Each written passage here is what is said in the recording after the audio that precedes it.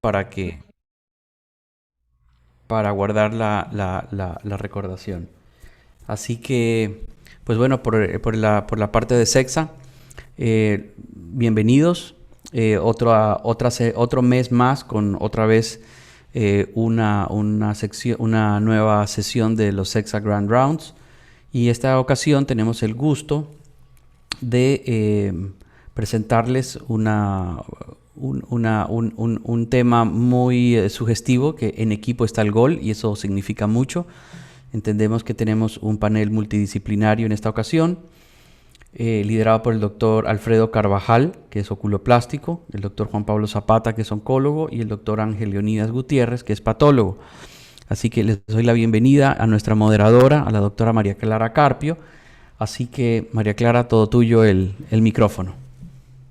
Bueno, buenas noches con todos. Es un gusto participar nuevamente en los Sexa Rounds. Vamos a dar inicio al seminario de educación médica continua que, como bien dices, llevamos haciendo todos los meses. Y pues sí, el día de hoy tenemos un equipazo que está conformado por el doctor Ángel Gutiérrez, que es especialista en patología, el doctor Juan Pablo Zapata, especialista en oncología, y el doctor Alfredo Carvajal, oculoplástico, que nos van a presentar un caso en el cual nos indica el por qué la importancia de trabajar de manera conjunta, la importancia de no olvidarnos que los ojos no están aislados, sino forman parte de todo un sistema que debe ser llevado de una manera multidisciplinaria. Muchas veces los oftalmólogos nos enfocamos únicamente en el ojo, en la resección de la lesión, cuando nos llega luego un diagnóstico un poco que va más allá, nos erizamos, nos empezamos a preocupar, y realmente el equipo de hoy es justamente que nos den las pautas, las guías, de cómo manejar esta situación y de cómo apoyarnos de una manera multidisciplinaria. Entonces vamos a dar inicio con la conferencia del doctor Alfredo Carvajal. Buenísimo, un minutito. Bueno, muchísimas gracias a todos los miembros de SEXA y a todos los colegas, amigos que se encuentran hoy día en esta charla. Gracias de mi parte, también gracias de todo el equipo, a todos los miembros. Bueno, hoy vamos a hablar de un tema que creo que todos lo conocen muy bien, que es la neoplasia escamosa de la superficie ocular, en el que todos tenemos seguramente casos que nos impactan en nuestro consultorio. Pero no solamente está enfocado en el análisis del aneso, sino que todo en el manejo en equipo de este tipo, ¿cierto?, de patologías que son preneoplásicas y neoplásicas, y que es la mejor forma, creo que, de abordar responsabilidades e incluso la mejor calidad de salud para nuestros pacientes. Bueno, vamos a comenzar. Vamos a comenzar. Un minutito, aquí estamos. Perfecto.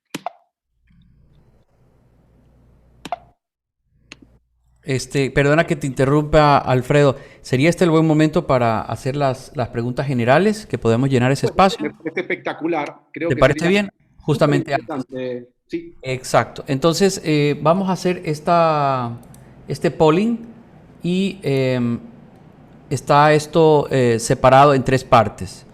Entonces, la primera pregunta sobre el primer módulo es que, con respecto a las neoplasias de superficie ocular, queremos saber si consideran los asistentes que todas son malignas.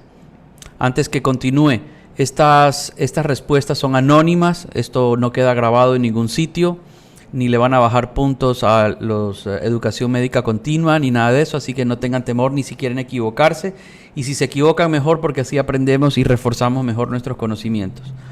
Entonces, regresando sobre las neoplasias de la superficie ocular, quisiera que nos contesten si consideran que todas son malignas, todas atraviesan la membrana basal epitelial, que todas dan metástasis y que todas afectan el epitelio de la superficie ocular.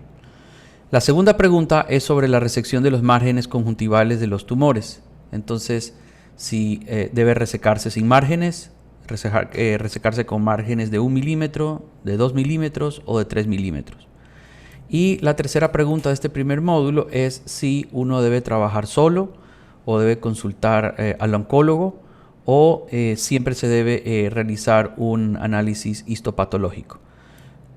Así que les voy a dar unos segundos más para ver si logramos al menos que la mitad de los asistentes puedan contestar. A veces los asistentes que están en el teléfono, creo que en los teléfonos no se puede contestar, pero los que estén en su computador y eso sí lo pueden hacer. Así que creo que tenemos ya las 2/3 partes. Son muy pocos los asistentes en este momento, pero de todas maneras voy a terminar aquí la pregunta y voy a compartir los resultados. Así que, Alfredo, parece que sobre las neoplasias de la superficie ocular, la mayor parte piensa que todas afectan el epitelio. Con respecto a la resección de los márgenes, hay como un empate técnico entre el concepto de 2 o de 3 milímetros. Tomar nota de esto para lo que oigamos de la charla. Y sobre los carcinomas de células escamosas, la mayoría piensan que siempre debe realizarse un análisis histopatológico. Así que voy a parar aquí para iniciar voy a parar allí hasta que el doctor Ángel tenga su parte para no cansarlos con tantas preguntas. ¿Les parece? Así que adelante. Bueno, buenísimo. Creo que las respuestas, doctor Vara, han sido todas muy exitosas, así que creo que saben demasiado. Vamos a ver. Comenzamos con el manejo interdisciplinario de la neoplasia escamosa de la superficie ocular, NESO.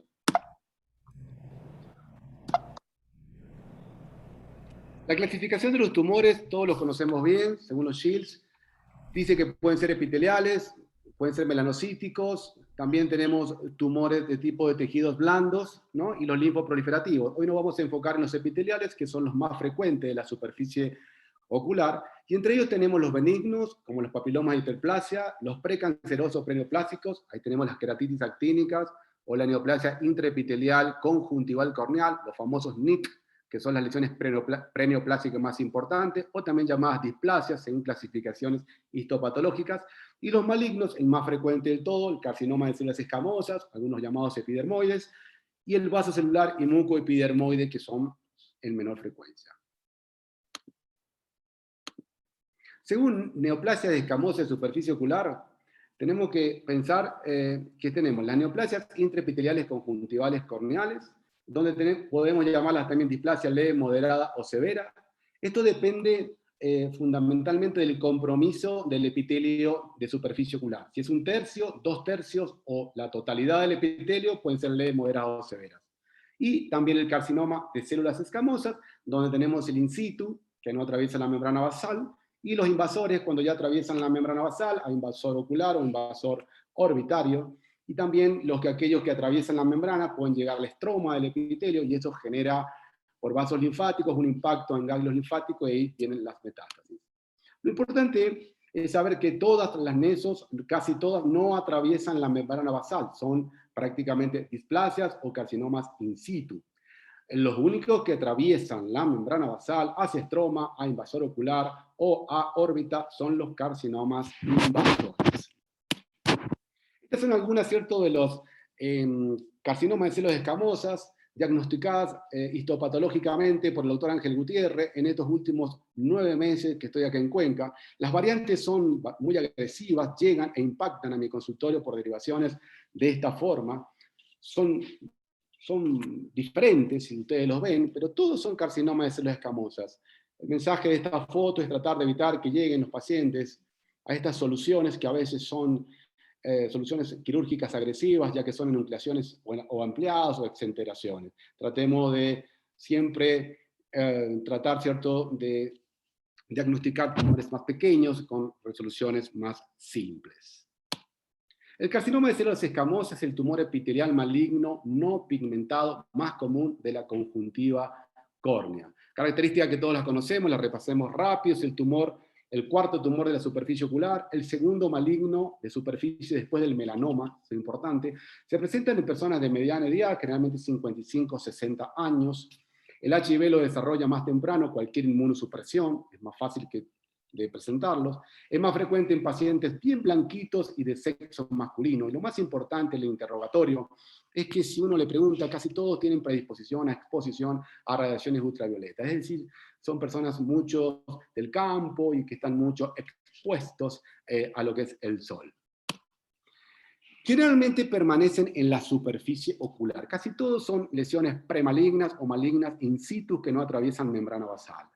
Pero es importante saber, según estas estadísticas, la invasión del globo es al 2 al 13%, o sea, invasor al globo, invasor a la órbita del 12 al 16%, y es importante la estadística de la metástasis del 1 al 8%. Esta es la estadística más baja que yo tengo en metástasis que he leído, y por eso la coloco, que aunque es baja, estamos hablando de que puede, ¿cierto?, llegar al estroma, el tumor, seguir los vasos linfáticos, impactar en ganglios y distribuirse por diferentes partes del cuerpo. Por eso es muy importante trabajar en equipo con un oncólogo clínico que pueda hacer un screening sistémico adecuado antes de poder realizar un plan terapéutico y saber si hay invasión ganglionar o en diferentes partes del cuerpo. Las características clínicas las conocemos todos, pueden ser gelatinosas, sesiles, papilometosas, leucopláquicas, pero según este estudio, las nodulares y ulceradas son las más agresivas y son las variantes que pueden llegar a ser más invasoras a globo y a órbita. Sabemos que el diagnóstico de NESO, cuando uno sospecha, es eminentemente clínico y bajo lámpara de hendidura. Uno mirando bajo lámpara de hendidura, detenidamente podemos hacer un diagnóstico presuntivo, casi seguro. Pero tenemos estos estudios interesantes. ¿Se me fue la conexión de internet? ¿Me escuchan? ¿Estás bien? No se nos ha interrumpido, está bien. Eminentemente clínico, pero la tomografía óptica de coherencia permite medir diámetros y altura tumoral, y creo que es un coadyuvante interesante, no imprescindible, sino interesante en el diagnóstico de un NESO. Sobre todo nos permite realizar como una biopsia óptica, es decir, hacer diagnósticos diferenciales, más que todo, entre un carcinoma de células escamosas y alguna patología benigna de la superficie ocular, y también nos permite realizar como un seguimiento a un tratamiento. La base está en el engrosamiento, según este estudio, cuando es mayor a 142 micra, hablamos de carcinoma de célula escamosa. Cuando es menor el espesor, ya podemos decir que es una patología de naturaleza benigna, como por ejemplo un pterigio. Lo importante es que tiene un 94% de especificidad y un 100% de sensibilidad. Y lo que se observa más que todo es un engrosamiento, acá lo tienes en las flechitas, de lo que es el epitelio, un cambio abrupto entre lo que es el epitelio de tejido normal y tejido oncológico o tejido anormal, y la hiperreflectividad que se ve acá. Bueno, creo que es un coadyuvante interesante a tener en cuenta, pero siempre el diagnóstico es clínico, el presuntivo de sospecha de una neoplasia escamosa de superficie ocular. Lo más importante ahora, aclaremos que nos interesa a todos el tratamiento, que depende del tamaño del tumor. El tratamiento de lesión, la cirugía de biopsia, es excisional sin contacto. Esta tiene ventajas y desventajas. La cirugía tiene la ventaja de que, aparte de ser terapéutica, es diagnóstica, pero tiene las desventajas, como que cuando nosotros realizamos la cirugía nos llevamos puesta o sacamos células, muchas células madres del limbo, realizamos cicatrizaciones conjuntivales propias de la cirugía, y la desventaja mayor es que si la cirugía no está bien realizada, lo que son las recurrencias. Las limitaciones de la cirugía, dicen los que saben, que tienen que ser de elección cuando son menos de 4 horas de reloj corneal de tamaño tumoral o menos de 15 milímetros de base lumbar. Yo por lo general hago cirugías excisionales sin contacto en tumores más grandes, y hasta ahora va bien. El tipo de cirugía puede ser la resección de tumor con bordes libres y márgenes amplios y marcados para el anátomo patológico cuando son lesiones premalignas o carcinomas in situ, las enucleaciones ampliadas cuando son invasores, y las interacciones orbitarias cuando ya es un invasor orbital. Como vinieron estas desventajas, se agregaron los quimioterápicos o quimioreductores, los conocemos todos muy bien, el interferón, el 5-FLU y la mito, en donde ellos tienen la ventaja de que producen menos lesiones de células madres lumbares y menos cicatrización conjuntival. Y la ventaja más grande que tienen los quimioterápicos es que pueden tratar, como son gotas que se distribuyen sobre toda la superficie ocular, áreas de patrón subclínicos que no veamos en la lámpara hendidura del tumor. Son de elección cuando son tumores grandes, de más de 5 horas de reloj corneal, tumores anulares, multifocales y cuando hay contraindicación quirúrgica. Y la radioterapia es un coadyuvante interesante en invasores, sobre todo orbitales. Este es un gráfico Logis muy viejo, pero siempre lo veo, lo repaso, y me parece muy interesante, de la biopsia excisional sin contacto. Yo soy fanático de la cirugía en los tumores, y trato de hacer cirugía hasta lo que más puedo en tumores grandes, y si fijamos este gráfico lo explica muy bien. Si primero produce una topicación alcohólica sobre toda la superficie ocular, sobre todo el área corneal, para desprender la cabeza, ¿cierto?, el tumor o el sector corneal de la membrana de Bowman. Luego se produce una epitelectomía superficial con márgenes de 2 milímetros del tumor en el área corneal. Después se hace una conjuntivectomía de espesor completo, incluyendo todo lo que es Bowman hasta esclera, con márgenes amplios de 3 a 5 milímetros, mínimo 3 milímetros. Yo hago márgenes de 5 milímetros. Cuando el tumor está adherido a la esclera, se realiza una esclerectomía lamelar, superficial, si no, no. Entre medio de la D y la E, me enseñaron a hacer topicación alcohólica de 1 milímetro sobre esclera para disminuir migración tumoral. Y luego se hace lo más importante, que disminuye notablemente las recurrencias, que son la crioterapia de congelación-descongelación en doble arco, ¿cierto?, por debajo de conjuntiva sin tocar esclera, y por último se cierra el área, ¿cierto?, resecada con plasma en caso muy amplio.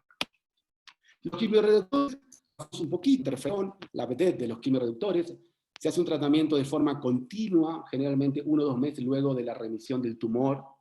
Es muy bien tolerado, las desventajas que es de alto costo, difícil de conseguir, se puede usar como terapia inicial en un tumor grande, se puede dar por vía tópica o intralesional, o sea, subconjuntival, a 1 millón en tópica, a 3 millones intralesional, generalmente 5 inyecciones, 1 por semana, y no tiene generalmente reacciones adversas, salvo la parte subconjuntival que pueden generar cuadros de tipo gripal. El 5-fluo, a mí me encanta, hoy se ha visto que está superando notablemente el interferón, a la vedette de los quimioreductores. Puede usarse como terapia inicial, como también coadyuvante postquirúrgico. El tratamiento es en ciclo, 1 semana sí, 3 semanas no, 4 ciclos, a veces hasta 6. Tiene muy pocas reacciones adversas, entre ellas las molestias, la sensación leve de ardor o el edema de párpado. Y bueno, anda muy bien. Y la mitomicina C, lo conocemos todos, es más económico, también se da en ciclo. El problema son las reacciones adversas del dolor que produce o el ardor importante que manifiestan los pacientes, el edema de párpado, la estenosis de punto con epíforas, las cicatrizaciones conjuntivales y la toxicidad corneal. Generalmente la mitomicina es un coadyuvante postquirúrgico, no me gusta mucho como terapia inicial. Importante saber que en la variante positiva las recurrencias cuando hacemos biopsias excisionales en contacto organizada con todos los pasos, sin ningún paso. Evitar biopsias incisionales, algo que sean transoperatorias. Alfredo, perdona que te interrumpa. Yo creo que el conector del micrófono darle una vueltita, porque como que a ratos se va y se viene. No sé si a veces como que el contacto se pierde un poquito. Prueba allí. ¿Mejoró más ahí o no? Si pongo audífono, a ver. ¿Mejoró? Hola, ¿me escuchás? ¿Me escuchan mejor ahí? Sí, muy bien, muy correcto. Ahí mejorcito, me avisan cualquier cosita. Bueno, evitar biopsias incisionales, topicar con alcohol absoluto el lecho corneal es muy importante, la epitelectomía alcohólica superficial, hacer siempre una conjuntivectomía de espesor completo con márgenes amplios y marcados para el anatomopatólogo, la esclerectomía lamelar superficial si hay adherencia del tumor a la esclera, el alcohol absoluto sobre el lecho corneal es muy útil para evitar las migraciones. La crioterapia, hay muchísimos estudios que hablan de que disminuye notablemente la recurrencia, porque mata las células tumorales que puedan quedar en el margen, y además porque produce un infarto isquémico en la microcirculación, entonces evitamos la migración, y siempre es muy importante realizar un estudio anatomopatológico, eso lo conocemos todos. Vamos a algunos casitos, son dos, creo que todos hemos tenido casos de NESO en nuestro consultorio. Estos casitos son perlitas interesantes que bueno, pueden llegar a ser útiles. El caso 1 es una paciente femenina, 72 años, caucásica, bien blanquita, de buena agudeza visual y que es derivada por un colega, amigo, por un pterigion de ojo derecho nasal y temporal, me dice operarlo, Alfredo, sin antecedentes sistémicos. Bueno, lo pongo frente a la lámpara de hendidura, donde sabemos que el diagnóstico presuntivo eminentemente es clínico, y observo que hay dos lesiones, una nasal, otra temporal, pero me llama la atención que son diferentes. Son similares, pero a la vez son diferentes. El formato, la vascularización y hasta el mismo color. Le pregunto a la paciente, me dice, doctor, la lesión del área de la nariz lleva muchos años, pero la del área de la oreja tiene poquitos meses. Yo lo veo, de acuerdo a los tumores que he operado, para mí era una displasia, que podía ser un leve, moderada o severa, o sea, era una neoplasia intraepitelial conjuntival corneal, para mí una lesión premaligna, de acuerdo a mi diagnóstico presuntivo, y como toda lesión de sospecha mía, premaligna o maligna, yo trato de realizar siempre una biopsia excisional sin contacto, con todos los protocolos bien armados, que ya lo hemos aprendido hoy día. Hago una epitelectomía superficial alcohólica, una conjuntivitomía de espesor total, siempre aplico 5 milímetros de margen. Alcohol en la esclera, no hago esclerectomía porque no estaba adherida. Crioterapia de dos bandas. Le aplico injerto de membrana amniótica, a mí me gustan los injertos, algunos hablan de que mejor dejarlo libre, pero para mí tiene mucho mejor recuperación cuando es con membrana o con un injerto de conjuntival, y además si hay recurrencias son menos activas, fibróticas, y prefiero taparlo y controlarlo más seguido. Hago un análisis histopatológico de la pieza, como siempre, mi amigo Angelito Gutiérrez, y bueno, y los controles periódicos míos son una vez por mes, cada 3 meses, después cada 3, hasta completar el año, y después ya cada 6 meses. Y oh, sorpresa, me encuentro que era un diagnóstico de un carcinoma de células escamosas in situ. Yo la verdad que sospechaba que para mí era una lesión premaligna, no llegaba a un carcinoma por las características y por el tamaño, pero era un carcinoma. Gracias a Dios, los bordes laterales y profundos estaban siempre libres de neoplasia, era lo más importante y lo que uno siempre tiene que buscar para relajarse en un paciente. Por lo tanto, nunca subestimemos una lesión de superficie, aunque sea muy pequeña, siempre lo tratemos y pensemos como que es una lesión maligna. Así nos va a salir un poquito mejor las cosas. Incluso si realizan más análisis histopatológicos de sus lesiones benignas de superficie o potencialmente benignas, se van a dar cuenta estadísticas que van a tener personales en el que van a encontrar muchas lesiones premalignas, muchos NIC, displasias, y que piensan ustedes que son pterigion. Y en el caso mío, bueno, este carcinoma maligno que pensé que era una displasia. Este es la paciente a los 14 días y a los 6 meses, gracias a Dios, todavía sin recurrencia. Otro casito un poquito más avanzado, de los que más me llegan, masculino de 72 años, diabético, mala agudeza visual, ojo derecho por motivos obvios, ojo izquierdo, tenía una catarata, médico que me lo deriva, lo operó luego de catarata el ojo izquierdo, un excelente cirujano y gracias a Dios el ojo izquierdo ve perfecto ahora. Operado en el 2019 en Loja, primera cirugía de superficie sin anatomía patológica. En el 2020 en Cuenca, una nueva cirugía porque el tumor recidivó, pero por fin le hicieron una anatomía y dio como que tenía un carcinoma de células escamosas. Aparentemente el paciente tenía comprometidos los márgenes y en el 2021 es derivado de esta forma. Un ojito verdaderamente leñoso, sin motilidad, una órbita congelada. Bueno, en mi cabeza yo lo miro, pongo frente a la lámpara, un diagnóstico presuntivo, frente al lámpara, digo, bueno, para mí es un invasor, un carcinoma de células escamosas, ya que venía recurrente de otra anatomía patológica, y para mí era un invasor ocular o un invasor orbitario por las características y el tiempo y las recurrencias. Lo primero que yo siempre hago, pido imágenes. Veo, y mi diagnóstico presuntivo, como les dije, era un carcinoma de células escamosas, invasora órbita. Pero miro las imágenes y digo, bueno, un tumor, símil tamaño del globo, con compresión de la pared escleral, deformación de pared escleral, atraviesa el ecuador del globo ocular, por lo tanto atravesó septum orbitario, veo que hay compromiso de las raíces de las inserciones musculares, de la grasa. Bueno, tenía todas las características de ser un invasor.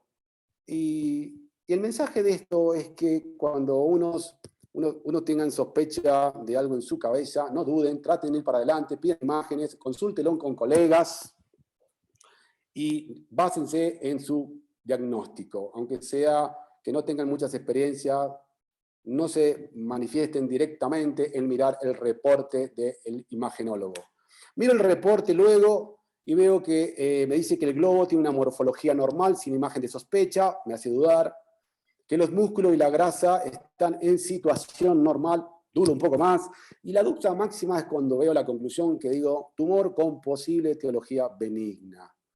Bueno, esto nos enseña que a veces el equipo, no solamente tener especialistas al lado, sino tener especialistas que uno confíe, que uno pueda tener una comunión con ellos, que sepan lo que quieren buscar, que hablen.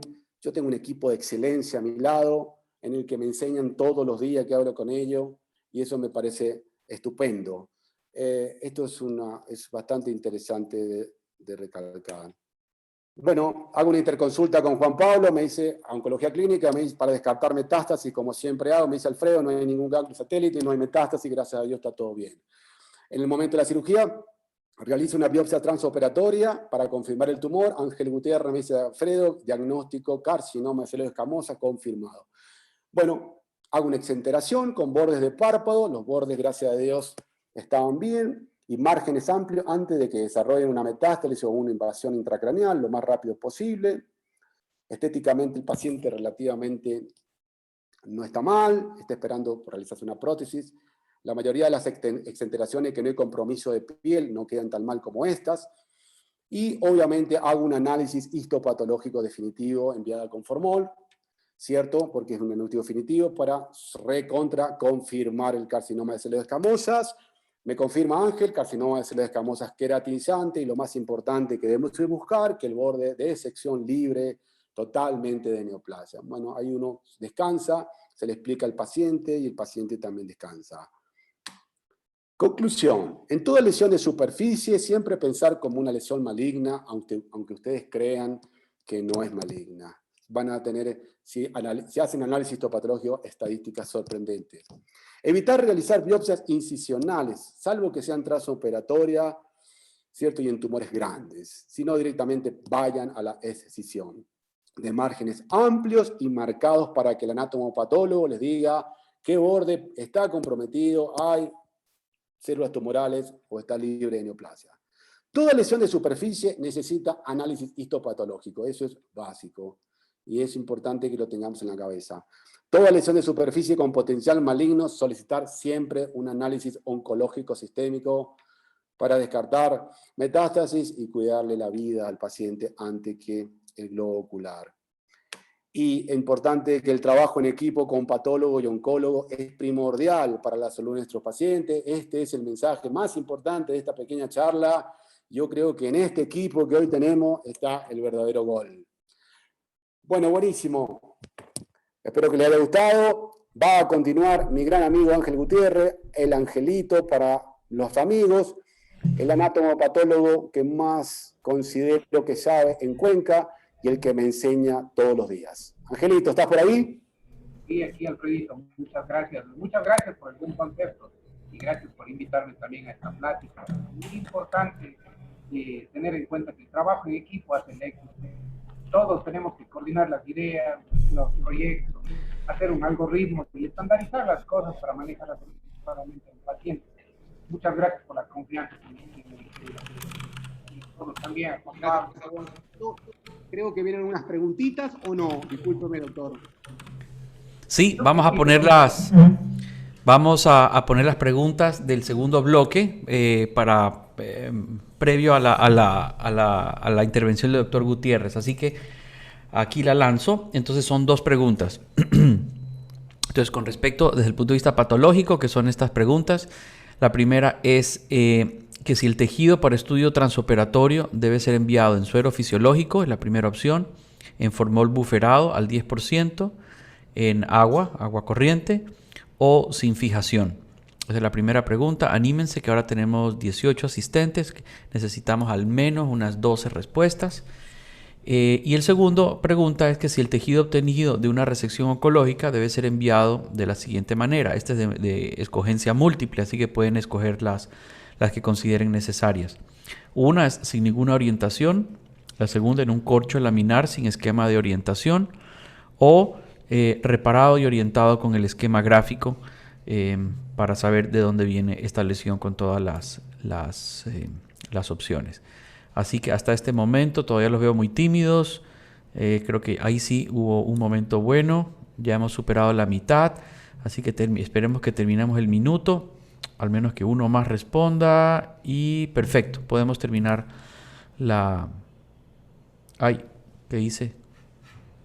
Vamos a ver, espera un momento para ver el polling. Y poner aquí relaunch y compartir los resultados. Aquí está. Entonces, sobre las neoplasias de la superficie ocular... la mayor parte piensa que afectan el epitelio de la superficie ocular. Y no, esta no es la pregunta que yo quería. Esta es la segunda, perdón. Aquí quiero. Entonces, estas son las preguntas que se hicieron hace un momento. Con respecto al tejido de transporte para el estudio transoperatorio, la mayor parte de los respondedores piensan que debe estar en formol buferado. Sin embargo, hay una parte no despreciable que lo envía en suero fisiológico. Y con respecto a la segunda pregunta, todos están de acuerdo en que debe ser orientado, reparado y con un esquema gráfico. Así que, doctor Gutiérrez, los comentarios son todos suyos, por favor. ¿Empiezo, Angelito? Las preguntas, perdón, sí, Alfredito.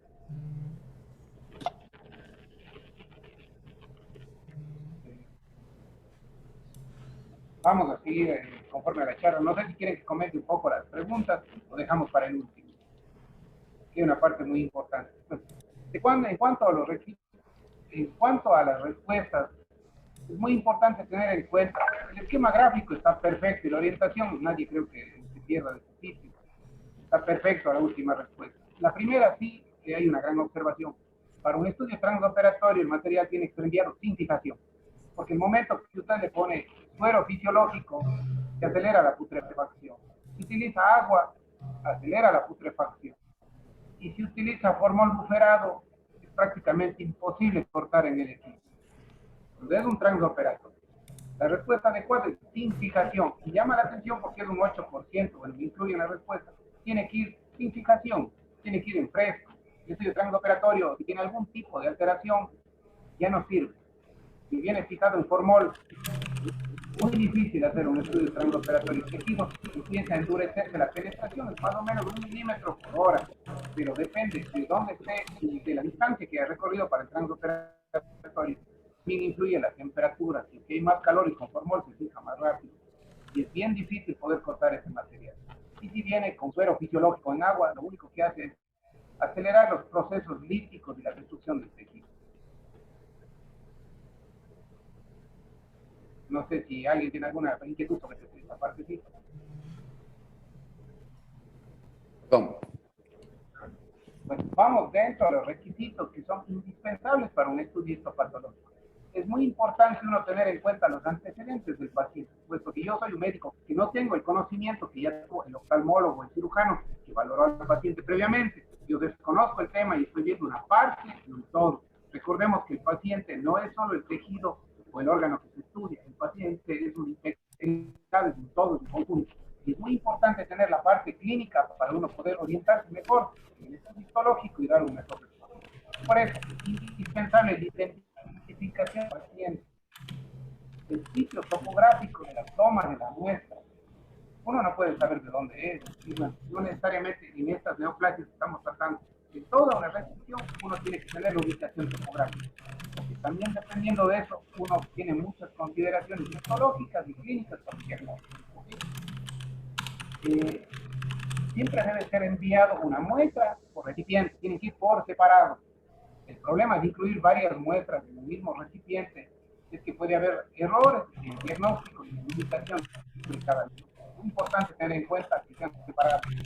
Es indispensable un resumen adecuado de la historia clínica con datos que sean relevantes, que sean la ubicación anatómica y cosas importantes que a uno le orienten con el paciente. Respecto a la fijación de los tejidos, bueno, ya traté un poquito el tema hace un minuto, siempre el transoperatorio tiene que ser recto. Eso es indispensable. Cuando usted envía una muestra para un estudio definitivo, lo importante es tener en cuenta la calidad del formol y la proporción del formol en el recipiente. No es lo mismo un formol puro, un formol que sea de la calidad adecuada, es decir, el formaldehído que tiene que ir del 4 al 10%, lo más común es del 10%, y tiene que ser tamponado con unas sales de fosfato monobásico de sodio para que la lesión tenga, para que el medio tenga un pH neutro. Esto con la finalidad de conservar adecuadamente el tejido y para también poder utilizarlo en técnicas complementarias.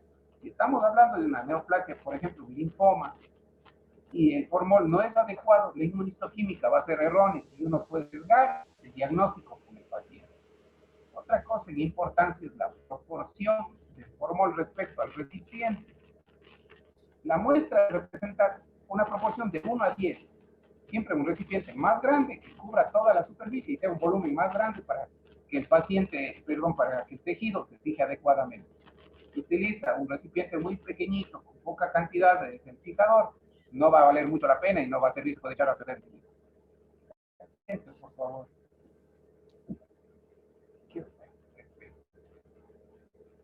Cosas de muchísima importancia es la orientación de la muestra, la orientación y el reparo de la muestra que quiere ser estudiada. Siempre pensemos en un plano espacial, ¿sí?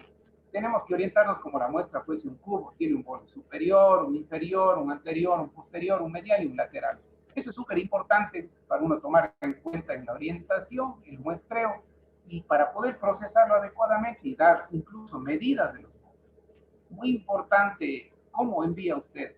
El cirujano puede enviarlo con un hilo y especificando, por ejemplo, un hilo superior, 2 hilos laterales, y uno ya puede orientarse mediante la topografía y mediante la orientación por los hilos, dónde está la lesión, a cuánto está de cada borde, y de esa manera la siguiente diapositiva, por favor.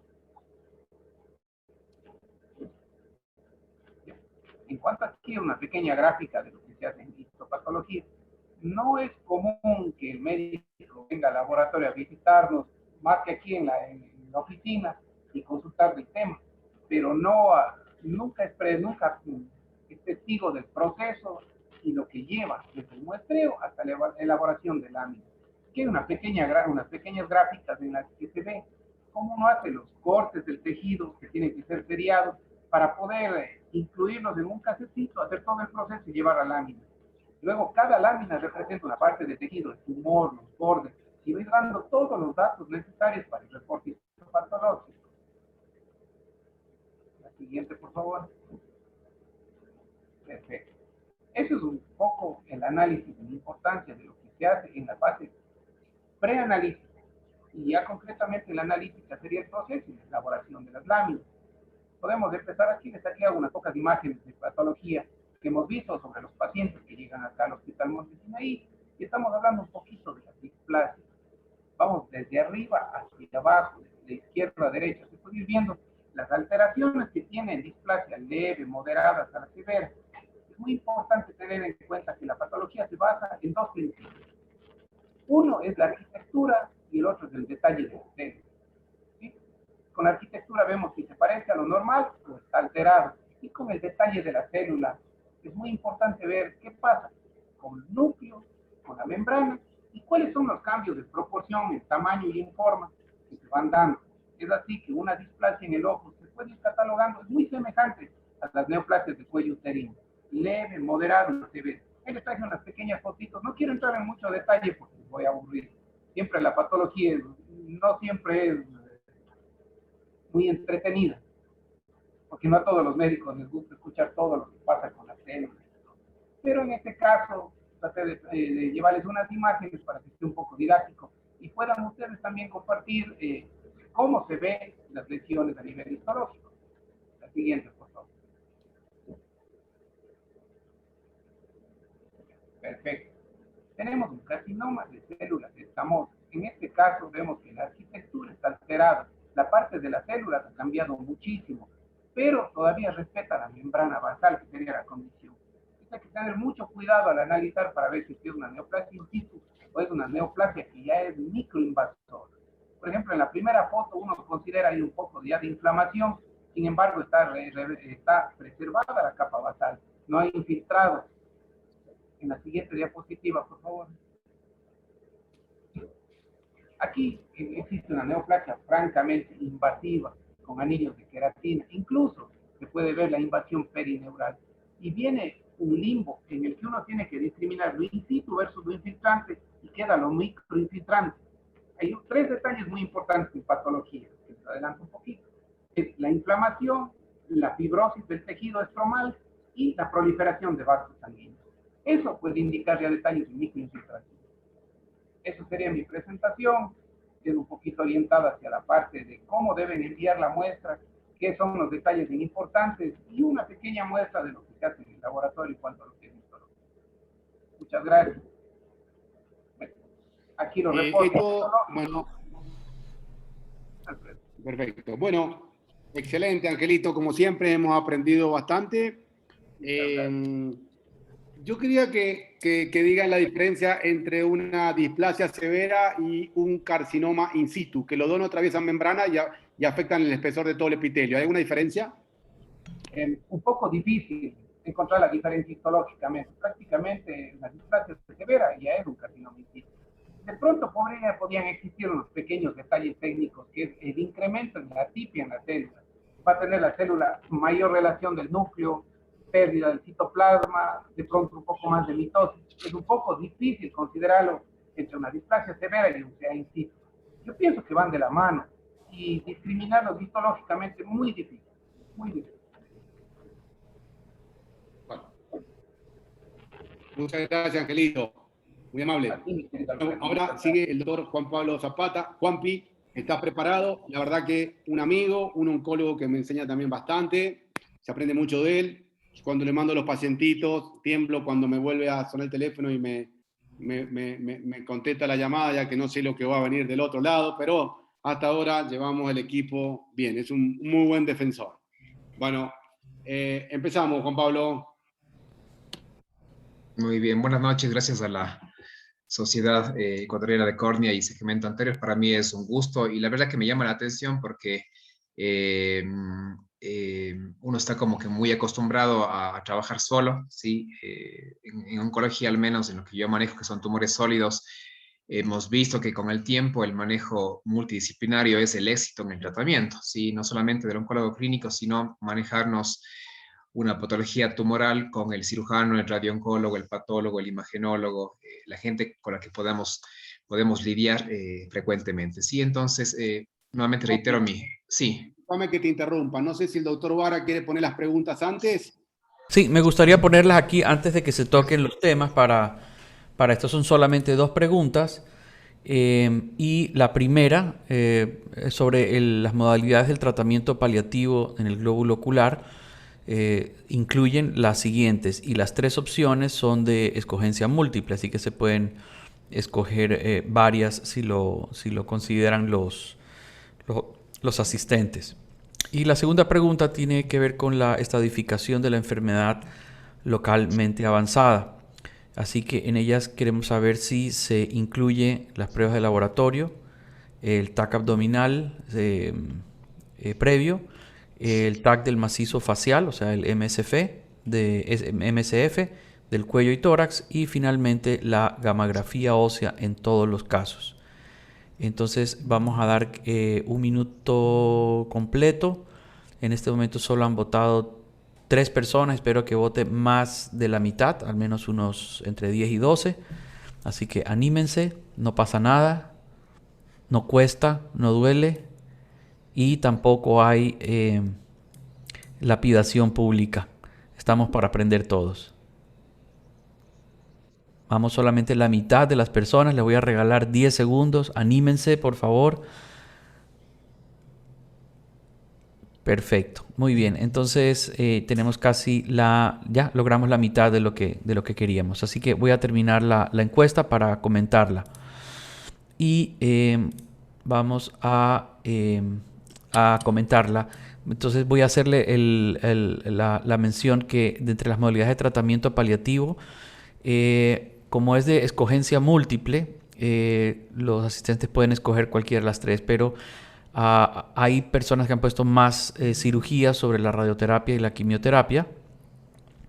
Y con respecto a la estedificación, la mayor parte de las personas considera que el TAC de MCF, de cuello y tórax, es la forma de estadificación de la manera localmente avanzada. Así que, pues, doctor Zapata, le dejo libre a la opinión sobre las respuestas, o tal vez que las vaya comentando a lo largo de su intervención. Sí, me parece que mejor lo voy comentando durante la presentación, por favor. Perfecto.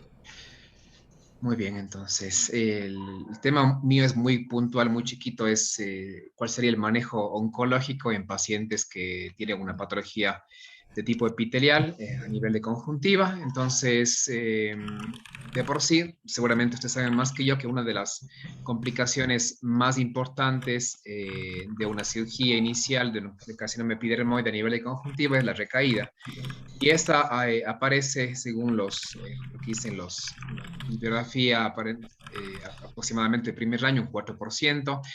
Esta recaída puede ser temprana o tardía, pero va a depender mucho de la situación inicial del paciente. No es lo mismo, el doctor Carvajal mencionaba algunos casos de algunas fotos, no es lo mismo una recurrencia de una enfermedad con una situación temprana de inicio a una enfermedad tal vez localmente avanzada con complicación de una cirugía de inicio. Entonces, de seguro, este paciente con contexto más amplio de enfermedad tiene que recaer no mucho más temprana, ¿sí? La invasión a nivel intraocular se ha reportado hasta un 8%, 2 a 8% de los casos, y la invasión incluso hasta órbita entre el 12 al 16%. El pronóstico es bastante bueno, la verdad que casi los oncólogos no vemos mucho esta patología, o tal vez, como dice el doctor, nos falta trabajar más en equipo y no estamos recibiendo más pacientes de los que deberían ser, pero obviamente el pronóstico de esas patologías de conjuntiva de tipo epitelial es de muy buen pronóstico, pero la mortalidad se ve incluso hasta un 4 a 8%.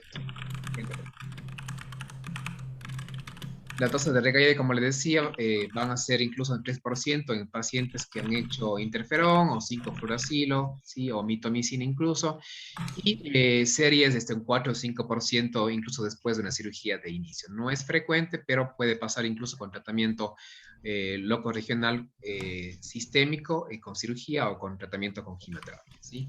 El tratamiento definitivo va a ser la cirugía. El tratamiento definitivo va a ser la cirugía, obviamente con una exéresis, con un margen oncológico que sea adecuado.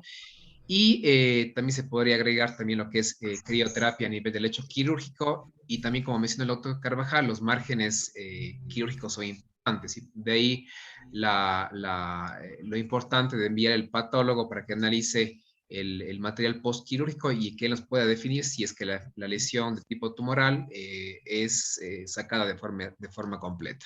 Siguiente, por favor. En los casos invasivos, como mencionaba también el doctor Carvajal, en el segundo caso, en los cuales ya no es factible una preservación del ojo, la enucleación o exenteración del tratamiento de elección, aunque también se han visto algunas terapias de tipo paliativa, como las radiaciones, teniendo en cuenta que irradiar un ojo va a tener como efecto adverso complicaciones en la visión, ¿sí? La radioterapia en conjuntiva va a provocar estos efectos y también va a generar también alteración en lo que es la calidad de vida de los pacientes. Siguiente, por favor. Una de las preguntas era cómo estadificamos, ¿sí? Generalmente, por la ubicación de la lesión en lo que es cavidad orbitaria, uno debería pensar que al tener una tumoración en cabeza y cuello, el estándar de estadificación va a incluir el macizo craneofacial, el cuello y el tórax, ¿sí? Además, también como parte de la evaluación del paciente, un laboratorio de rutina, y si es que hay, la FAL está aumentada, también se podría hacer una gamografía ósea, pero sería muy opcional en caso de que la FAL esté aumentada o si el paciente refiere a un dolor a nivel ocular de forma importante, por compromiso locorregional. Acá les tengo algunas imágenes y de ahí es importante la estadificación. De seguro, la mayoría de tumores que tal vez no vemos los oncólogos son los que se manejan por oftalmología con buen criterio en estadios tempranos, pero si uno ve una lesión con compromiso loco-regional, con una lesión de tipo infiltrativo o invasivo, hay que pensar de que tal vez esta lesión pudo generar ya un drenaje linfático a la zona cervical, ¿sí? O también, como se ve generalmente en los tumores de cabeza y cuello, afectación a nivel pulmonar, ¿sí? Entonces, aparte del examen físico que ustedes con buena sapiencia lo saben hacer a nivel ocular, es también importante una palpación a nivel cervical para detectar si no existen adenopatías y ante cualquier síntoma también posterior con la tomografía podemos también descartar el compromiso pulmonar. Sí, acá en esta diapositiva vemos el comportamiento metástasis ya a nivel cervical, a nivel derecho, ¿sí? Y también varias lesiones nodulares compatibles con metástasis. Siguiente, por favor. Acá están los casos graves, ¿no? Lo que seguramente son los que tal vez uno pueda ver en pacientes que no acuden a la cita o pacientes que no tienen un buen control en lesiones ya de tipo infiltrativa, en las cuales ya el objetivo de la terapia no va a ser preservar el globo ocular, sino un tratamiento con tinte paliativo, ¿sí? Siguiente, por favor. Acá tenemos un caso, es una publicación ya del 2015, bastante antigua, de una revista de la India, en el cual era una paciente con compromiso a nivel de conjuntiva y cuando hacen los estudios tomográficos por hallazgo ven una lesión pulmonar. La verdad que la lesión pulmonar es más compatible con un primario pulmonar más que una metástasis. Entonces, esta publicación había sido bastante llamativa porque la sospecha era de que esta paciente tenga dos tumores primarios, un tumor de conjuntiva que fue biopsiado y fue diagnosticado, y cuando se hace la tomografía de tórax, la lesión pulmonar, como les decía, daba más por la forma y la ubicación como una lesión primaria, un tumor primario de pulmón, ¿sí? Pero cuando la paciente fue intervenida en la cirugía inicial y también con una biopsia a nivel pulmonar, se identificó con el patólogo mediante técnicas de inmunistoquímica que la lesión era una lesión metastásica de origen de conjuntiva de tejido escaboso. La siguiente, por favor. Y finalmente, bueno, no es una patología escamosa, pero de ahí también creo que es relevante y importante, y con eso trabajamos los oncólogos, el rol del patólogo. Esta también es un paciente de 23 años, en el cual tenía neurofibromatosis, y había sido diagnosticado inicialmente con una sospecha de una patología tejido conectivo, epitelial a nivel de la conjuntiva. Le habían hecho una cirugía inicial, pero el paciente a los 3 o 4 meses empieza con crecimiento nuevamente, rápido a nivel de globo ocular, con infiltración de tejidos blandos. Se le toma una nueva biopsia y fue un sarcoma neurogénico, que es bastante inusual, pero de seguro si uno habla retrospectivamente, lo más seguro que no era una patología, un carcinoma escamoso, sino un sarcoma. Y si ustedes pueden ver acá, este sarcoma es un tumor bastante agresivo, con comportamiento bastante llamativo, con afectación incluso en lesiones líticas a nivel de la tabla craneal y también lesiones líticas a nivel de cadera e incluso con compromiso pulmonar, ¿sí? Entonces, de ahí el rol de manejar en conjunto el paciente, ¿no? Con el oftalmólogo, el patólogo. La siguiente, por favor. El oncólogo clínico. Creo que a la larga el manejo multidisciplinario es lo que se debe tratar de fomentar, ¿sí? Y el beneficio a la larga es el paciente. Entonces, el mensaje a seguir es que mientras más manejemos el paciente en grupo, podemos tener mejoría con la evaluación al final con nuestros pacientes. Muchas gracias. Muchas gracias, Juan Pablo. Bueno, esto es el trabajo, ¿cierto?, en equipo. Lo hacemos todos los días con ellos y creo que se hace mucho más sencillo, mucho más fácil manejar un paciente de esta forma, enviando responsabilidad a los otros y uniéndonos, llamándonos por teléfono Bueno, yo he aprendido, gracias a Dios, muchísimo de estas dos personas y estoy totalmente agradecido. Gracias, Angelito, gracias, Juanpi. Gracias a ustedes. Muchas gracias.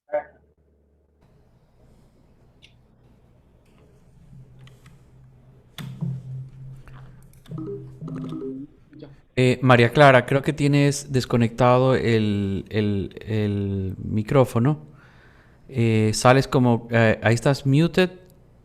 Ahí estás unmuted, pero no sé si el micrófono lo desconectaste.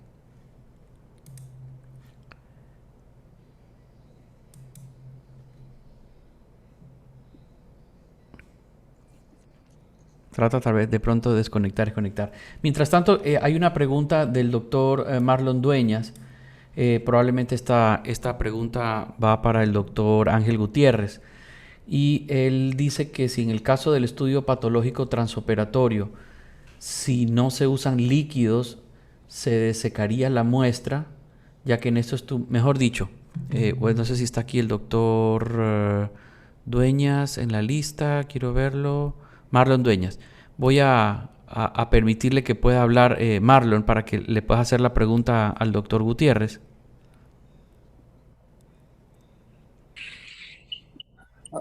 Hola. Hola, sí, te oímos, Marlon. Bien. Buenas noches. Muchas gracias. Muy interesante el trabajo que están haciendo, difundiendo esto. La pregunta específicamente es, estos tumores son muy pequeñitos, ¿no? Usualmente son de poco volumen. Por lo menos a nosotros no nos llegan estos tumores ya gigantes, pero estas pequeñas zonas que a veces leucoplaquias, que parecen ser displásicas y que a veces resultan anaplásicas o completamente ya tumorales, son pequeñitas a veces y si no se usan fluidos como para mandarlos al estudio transoperatorio, entonces yo tengo la impresión de que eso se secaría, ¿verdad? En unos minutos, a veces uno ya termina la cirugía y ya esa muestrita está completamente seca. ¿Cómo la envías? Es la metodología para enviarle al patólogo.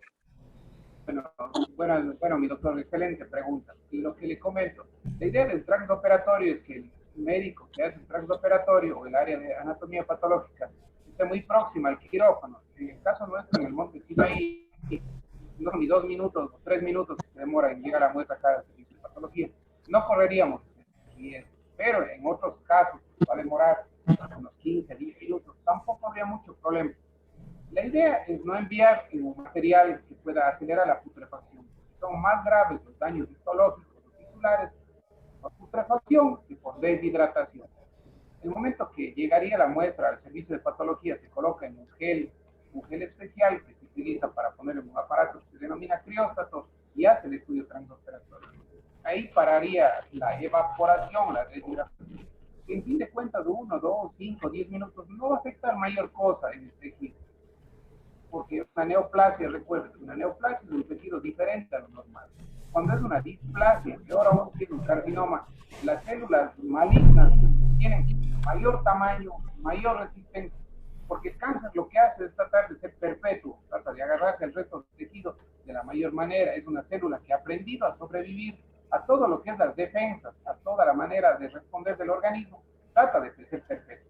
Entonces, no tendría mayor repercusión si es un breve tiempo. Pero, por ejemplo, el caso de ustedes están en la cosa, va a demorar 1 hora o 2 horas, no quedaría otra que un electro fisiológico. Pronto por la distancia o por el calor que existe en el medio ambiente. En el caso de la Tierra, que es frío, que estamos prácticamente a 2 o 3 minutos de que nos llegue la muestra al laboratorio, no habría problema. Pero siempre una muestra que es enviada en algún tipo de aplicación, por ejemplo, formol, es más difícil que el crióstato lo pueda cortar porque interactúa con el medio fijador o el gel, que es el que permite que se baje la temperatura tanto del equipo y se pueda cortar. ¿Ya se me escucha? Gente. Sí. Yo tengo una pregunta para el doctor Ángel. Hay algunas veces que he enviado muestras y me dicen muestra insuficiente. No a usted, sino que, y eso se debe a que realmente las lesiones conjuntivales son súper chiquitas. ¿Cuál es el tamaño mínimo aceptable para poder analizar una muestra? tamaño no importa. En el caso ese no importa. En patología, entre más es mejor, pero depende del laboratorio, la técnica y la experiencia de quién hace los procedimientos. Recuerde que todo lo que es un estudio histopatológico tiene una fase preanalítica, una analítica y una posanalítica. En la fase preanalítica, así tengo una lesión de 1 milímetro. No tomaré lo que es, por ejemplo, en el caso de una conjuntiva, tomaré una biopsia pulmonar, una lesión de 1 milímetro. Pero si vino fijada adecuadamente, se hizo el proceso con materiales de calidad, alcoholes, tioles, parafinas, y fuera de eso usted tiene un equipo que se llama microtomo, que es exactamente calibrado a las micras que necesita, y el personal técnico capacitado no va a tener ningún inconveniente. ¿Sí? Todo depende de la calidad de los productos, la calidad de los equipos, la calibración. Eso en lo que sería la parte preanalítica. ¿Sí? Y ya depende del patólogo cómo vaya a ver eso, porque a veces con lesiones de 1 milímetro hemos podido dar diagnósticos de metástasis, en este caso hablemos pulmonares, y hemos complementado incluso con inmunistoquímica, que también son técnicas que cortan a 3, 4 micras y se llevan el tejido. Todo depende qué capacitación tenga y qué implementación tenga el laboratorio. Por eso es la calidad. Muchas gracias.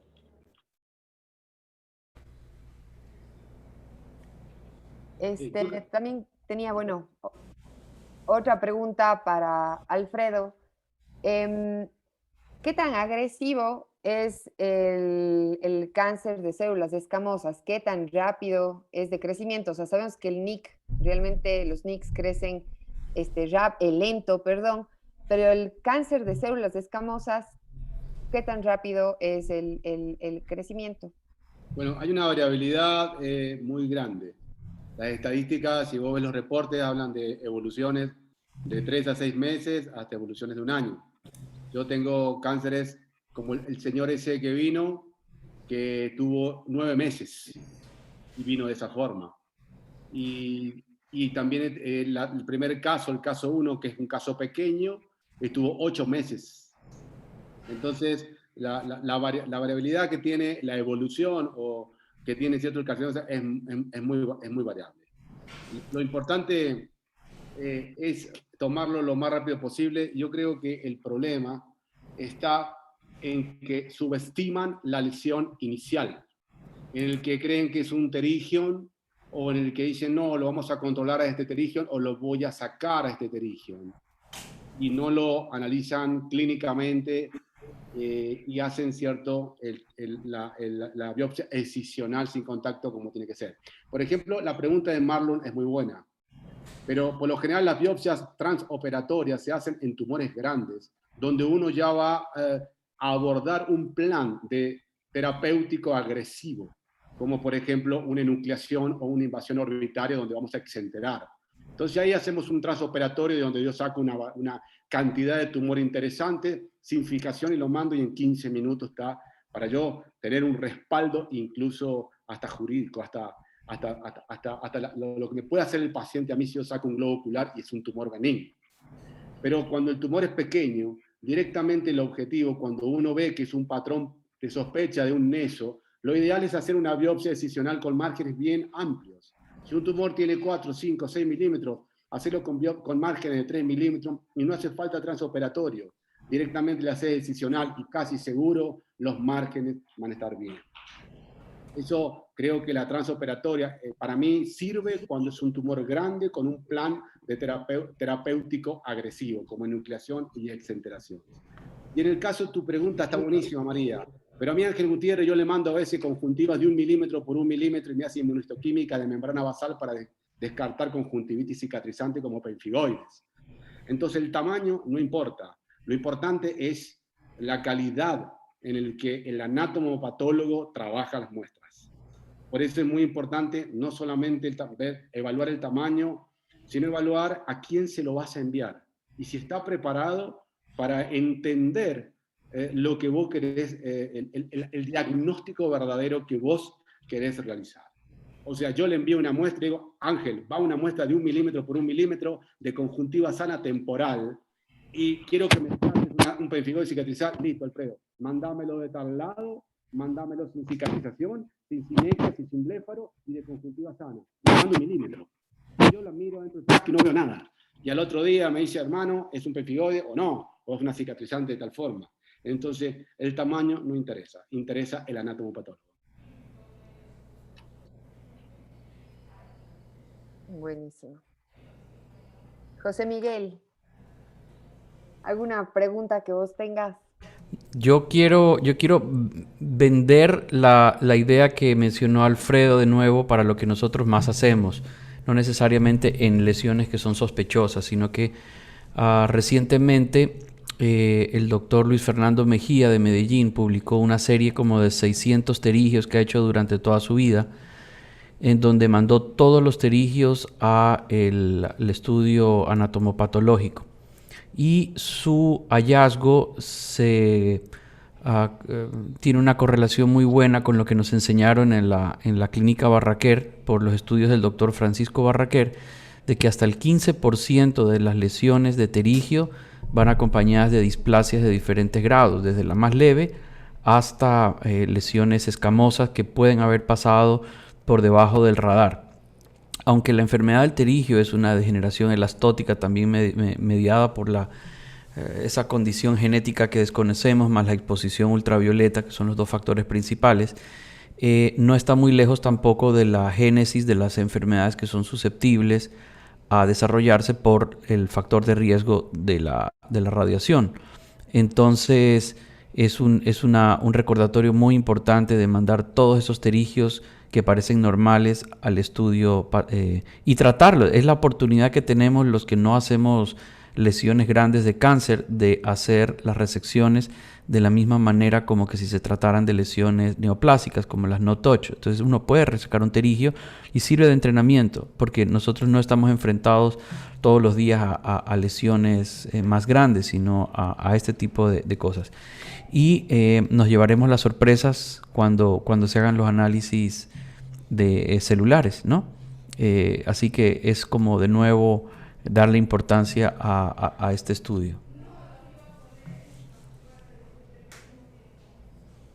Buenísimo. ¿Con qué frecuencia, digo, a vos, José Miguel o Alfredo, les ha pasado que tienes una resección de un terigio, o sea, que puedas, y que posteriormente se haya presentado como con una manifestación maligna, o sea, que ya vuelva a recidive con alguna característica ya no tan simpática? ¿Es algo que les ha pasado, que no les ha pasado? José Miguel. Alfredo, bueno, más frecuentemente uno de entrada, digamos, tiene más... Hay una cosa que sucede con la enfermedad de la superficie ocular, que es cuando uno ya tiene características sospechosas de los vasos en sacacorcho y todo esto. A veces uno inicia con quimioterapia y no toma la muestra, digamos, no es que uno reseca, la manda, confirma, sino que tienen ya evidencias clínicamente muy evidentes. Y si el tratamiento es efectivo al cabo de 6 y 8 meses, uno se queda sin la muestra, es decir, se queda con el diagnóstico clínico, sobre todo en estas lesiones pequeñas. Cuando son muy grandes, a veces son mixtas y sí se mandan al análisis, entonces de entrada uno sabe que eso está así. Y el temor es que recidiven años después. Entonces allí es cuando uno dice, bueno, de pronto esto tenía otra connotación. Además, a diferencia de los vasocelulares que uno se ven en el párpado y que raramente dan metástasis, las escamosas necesitan este tiempo no conocido de años para que hagan metástasis. Así que hay que ser muy cuidadoso después del tratamiento exitoso, hacer el seguimiento a los pacientes.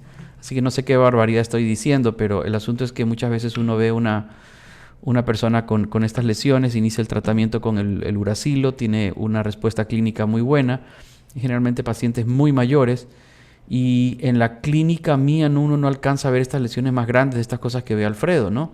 O que ve el doctor Zapata. Uno ve como lesiones muy pequeñas, no metastásicas, normalmente. Excelente.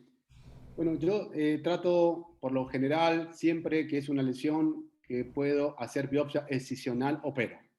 Yo Ujú. creo que los quimiorreductores los utilizo como coadyuvante o en lesiones demasiado grandes que ya no puedo operar. Me gusta más operar, me siento más tranquilo, no solamente hago un plan terapéutico, sino que hago diagnóstico. Ujú. Quedo tranquilo que los márgenes están libres de neoplasia. Aplico todo el protocolo quirúrgico de lo que es la crioterapia, el alcohol y todo eso. Y por lo general las recurrencias son bajas, son menores. Uno cuando yo los pterigion, obviamente no hago todo análisis anatomopatológico, aunque me gustaría hacerlo, pero cuando veo un pterigion un poquito raro, o si es una recurrencia de pterigion, va a histopatología directamente. Y yo creo que el mensaje ideal es abordar, ¿cierto?, un anexo de acuerdo al tamaño que tiene el tumor. Si lo pueden resecar con todo el patrón, sin contacto, con márgenes amplios, no lo duden, háganlo, se van a quedar tranquilos, van a tener un papelito que dice que está libre de margen, el diagnóstico, el paciente se va a quedar tranquilo y va a dormir usted y el paciente mejor que cuando lo tratamos con quimiorreductores, y a la larga puede reducirse, pero no sabemos ni siquiera lo que es. Eso es un presuntivo que no tenemos. Eso es lo que yo sugiero, y está muy bueno lo que vos dijiste, Miguel, de empezar, ¿cierto? Toda la biopsia excisional en pterigion es un buen entrenamiento, sobre todo en recidivantes, que son más grandes, son fibróticos. Creo que el que pueda hacer biopsia excisional, apúntele la quimiorreducción para tumores anulares grandes o múltiples. Mi Sí. sugerencia. Este, hay lesiones en las que creo que le estoy compartiendo estas cosas pues muy grandes, en donde creo que lo pueden ver, sí. Sí. Perfecto. Esta es pues, una lesión gigantesca, que generalmente pues eso no se trata inicialmente con gotitas, ¿verdad? Esas son las cosas que son quirúrgicas, pero hay otras que son chiquititas y nos pasa lo mismo que nos puede pasar cuando tratamos una infección. A veces me pasó otro tema, es decir, uno ve una celulitis preseptal, la trata con antibióticos y no hizo una tipificación. A veces uno se olvida porque fue un tratamiento exitoso. Y así a veces pasa con las chiquitas, ¿no? Si se le hace quimioterapia, no tienes la certeza de la naturaleza o si era mixto y puede haber sido otra rareza, a veces amelanóticas que nos toman del pelo, cosas, otro tipo de lesiones que no son las escamosas clásicas, ¿no? Así que es cierto. Tenemos una pregunta de Andrés Rodríguez que dice, ¿cuándo escoge la quimioterapia en lugar de la cirugía? Bueno, en mi caso, la quimiorreducción lo hago cuando el tumor es muy grande en la superficie ocular y me es difícil de hacer una biopsia excisional, ¿cierto? O cuando está generalmente adherido el tumor a la pared escleral. Generalmente, más que quimioterápico, yo lo tomo como quimiorreductor, reducen bastante bien. Siempre que yo no me anime a hacer una biopsia excisional porque el tamaño del tumor sea grande, voy a la quimioterapia. Descartando, obviamente, una invasión ocular y una invasión orbitaria, por supuesto, ¿no? Estamos hablando de que sea, ¿cierto?, un carcinoma por biopsia transoperatoria in situ. En este caso, voy a la quimiorreducción. Si hay invasión, obviamente los tratamientos o el abordaje va a ser diferente. Buenísimo. No sé si tenemos más preguntas de los asistentes.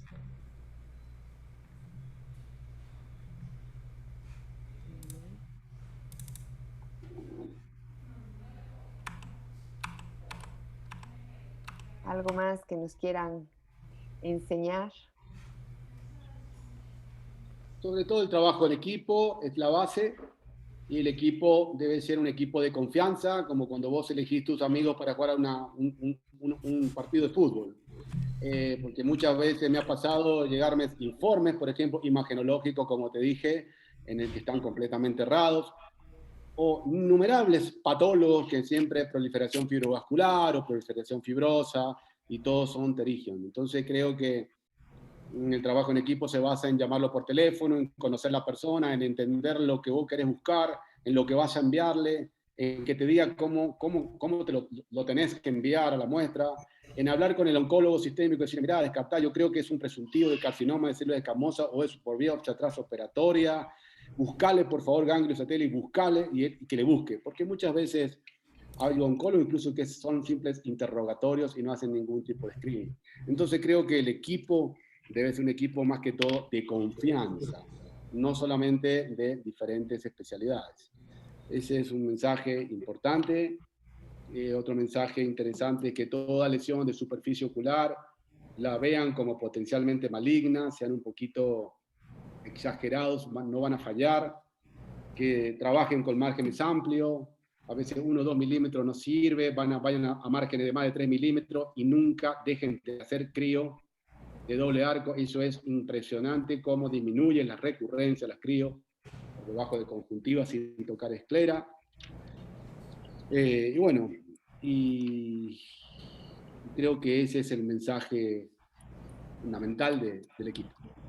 Sí, muy buena la esta. Voy a meter mi cuchara, como siempre, es que yo ya me conozco los defectos que tengo. Este es lo que queríamos conversar. Este es el caso de, tú dices, sí, lo correcto sería sacar un pedazo de esto, mandarlo al laboratorio. El doctor Gutiérrez está que se desespera por, ¿no? Pero también a veces uno comete el asunto de iniciar el tratamiento y uno ve, bueno, aquí hay un montón de fotos de este paciente y finalmente pues va mejorando con el tiempo. Igualmente quedan algún panus, pero esto ya no es tan notorio. Ustedes ven cómo desaparece la placa y va mejorando y mejorando con el tiempo. Entonces también hay un momento en que uno visualmente no sabe hasta dónde hay una célula que tiene el potencial de continuar, continuar con su actividad neoplásica o displásica, y lo prolonga unos meses más, unas sesiones más hasta que ya no haya nada. Estos son pacientes muy añosos, son pacientes de más de 90 años, en particular este tiene como 96. Ya tiene una respuesta muy buena, pero no ha terminado su tratamiento. Entonces ahí está como quien dice el pecado, llamémoslo así, de este momento, ¿no? Cuando uno ve estas lesiones así tan extensas, los vasos en sacacorcho, típicos de las lesiones escamosas, el avance gelatinoso sin vasos sanguíneos, que normalmente pues es lo que uno ve en la clínica. Así que perdonen por la cucharada, pero yo creo que este es un caso que muestra el punto que quería mencionar el doctor Andrés Rodríguez, ¿no? Es decir, ¿cuándo? Así que bueno, nos queda la misión de contar más con la patología y menos con la suerte de tener buenas evoluciones. ¿Vos a ese le trataste con 5FU? O sea, Euracilo, sí. Antes, cuando se conseguía fácilmente, tuvimos bastante éxito y buena tolerancia con el interferón, pero fue acabándose la forma de conseguirlo, independientemente de que era costoso, era muy atractivo para el paciente porque era también relativamente fácil de ponerlo intralesional. Y la mitomicina no la queremos volver a usar, es así. El problema es que las personas no la cesan automáticamente, no resisten los ciclos. Y inclusive yo he visto endotelitis relacionadas con el uso de la mitomicina, porque ese veneno es potente. Entonces uno sí ve que empieza a haber edema corneal secundario al tratamiento de la mitomicina. Entonces, teniendo el uracilo, por ahora creo que el uracilo es nuestro amigo, debido también a la falta del interferón. Perdóneme porque yo no estaba en este, me metí. no, muchas gracias por tus sabios aportes, José Miguel. Por metido, sí.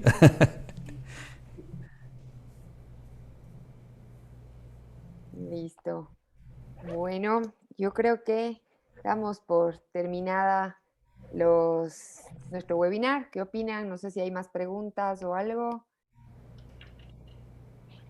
Yo agradezco muchísimo a todos los panelistas. De verdad me parece un tema súper interesante.